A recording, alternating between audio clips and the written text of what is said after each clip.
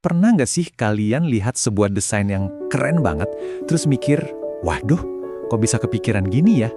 Ini sih kayak sihir. Banyak banget loh yang mikir kalau desain itu proses misterius yang cuma bisa dilakuin sama orang-orang jenius. Tapi, gimana kalau saya bilang itu salah besar? Hari ini kita bakal bongkar mitos itu dan ngintip langsung isi kotak peralatan para desainer. Nah, ini dia pertanyaan utamanya. Apa benar desain hebat itu murni sihir? Cuma kilasan intuisi yang tiba-tiba muncul gitu aja? Atau jangan-jangan ada sebuah metode di balik semua keajaiban itu? Sesuatu yang sebenarnya bisa loh kita pelajari dan kita kuasai? Ini dia kenyataannya. Yang kita kira kilasan spontan, itu sebenarnya hasil dari sebuah proses yang panjang dan disengaja. Yang kelihatannya kayak intuisi murni, itu adalah hasil dari pemikiran yang sangat terstruktur. Dan soal percikan jenius, lupakan deh. Itu adalah buah dari sebuah disiplin profesional yang bisa dipelajari, sama kayak profesi lainnya. Oke, kita masuk ke bagian pertama. Kalau desain itu bukan sihir, terus apa dong? Jawabannya ada di sesuatu yang jauh lebih kuat dan bisa diandelin daripada sekedar nunggu ilham. Kita bakal bahas inti dari desain profesional, yaitu kekuatan berpikir metodologis. Jadi, apa sih sebenarnya berpikir metodologis itu? Gampangnya gini deh, ini tuh pendekatan sistematis buat mecahin masalah. Coba bayangin seorang desainer milih warna biru buat logo bank. Itu bukan karena dia suka warna biru, tapi karena ada data yang nunjukin kalau warna biru itu ngebangun kepercayaan. Setiap pilihan, dari font sampai tata letak, itu ada alasannya, ada logikanya, bukan sekedar kayaknya bagus deh. Pendekatan ini punya 4 pilar utama. Pertama, prosesnya itu sistematis. Jadi ada langkah-langkah yang jelas dari A sampai Z. Selama proses itu kita juga harus reflektif. Artinya, kita harus terus-terusan nanya ke diri sendiri, ini udah benar belum ya? Nah, semua keputusan kita juga harus berbasis bukti. Jadi dasarnya data, bukan selera pribadi. Dan terakhir yang paling penting, prosesnya itu iteratif. Maksudnya, ini adalah siklus tanpa henti. Coba, gagal, belajar, terus sempurnain lagi. Sekarang kita masuk ke bagian kedua, di mana kita bakal lihat cetak biru yang dipakai para desainer. Kalau tadi berpikir metodologis itu cara mikirnya, nah kerangka kerja ini adalah peta jalannya. Ini adalah alat-alat yang ngebantu mereka supaya nggak tersesat di tengah hutan kreativitas yang kadang rumit banget. Percaya atau enggak? Salah satu kerangka kerja desain paling ampuh itu diadaptasi dari metode ilmiah. Betul, metode yang sama yang dipakai di laboratorium. Prosesnya mulai dari observasi buat ngerti keadaan sekitar, terus kita rumuskan pertanyaan utamanya, dari situ kita bikin hipotesis atau ide-ide desain, lalu kita uji lewat eksperimen, misalnya bikin prototipe. Hasilnya kita analisis, yang akhirnya membawa kita ke kesimpulan atau solusi final. Ini bukti nyata kalau desain itu perpaduan sempurna antara logika dan kreativitas. Tentu aja cetak birunya nggak cuma satu. Ada yang namanya systematic design thinking. Ini khusus buat nanganin wicked problems, masalah super rumit kayak kemiskinan atau perubahan iklim yang nggak punya satu jawaban pasti. Terus ada juga evidence-based design atau EBD, yang ini disiplin banget. Nggak ada satupun keputusan desain yang boleh dibuat tanpa bukti data yang kuat. Jadi isi kotak peralatannya benar-benar lengkap buat segala jenis tantangan. Oke, cetak birunya udah ada, kerangka kerjanya udah siap. Sekarang, di bagian ketiga, kita ngomongin mindset-nya.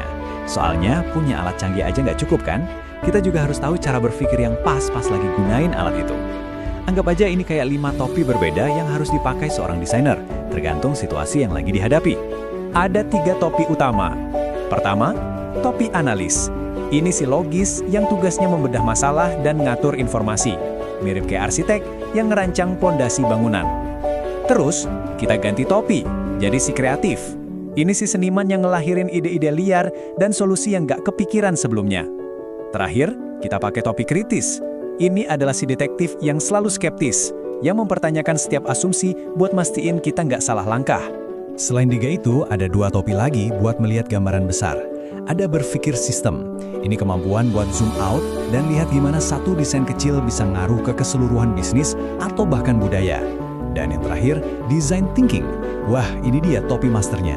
Topi ini ngegabungin semua cara berpikir tadi, menyatukan logika, kreativitas, dan analisis. Tapi dengan satu kompas utama, empati yang tulus buat orang yang bakal pakai desain kita.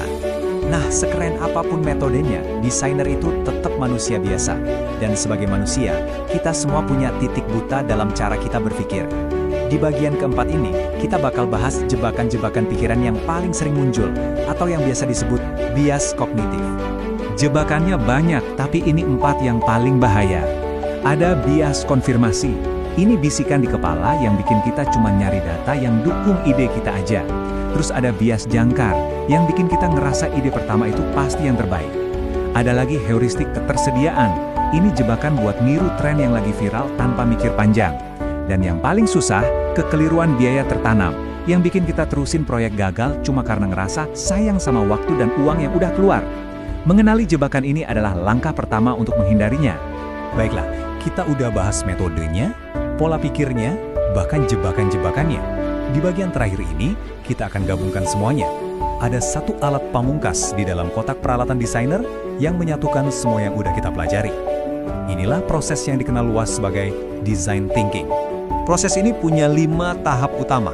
Berempati sama pengguna, mendefinisikan masalahnya, beri ideasi, cari solusi, membuat prototipe, dan terakhir menguji ide itu. Kelihatannya sih urut ya, 1, 2, 3, 4, 5. Tapi jangan salah, ini bukan jalan lurus. Ini lebih mirip tarian. Kita bisa aja lagi di tahap 5. Sadar harus balik lagi ke tahap 1. Super dinamis. 3 langkah pertama itu fokusnya adalah menyelam ke dalam masalah. Semuanya berawal dari empati.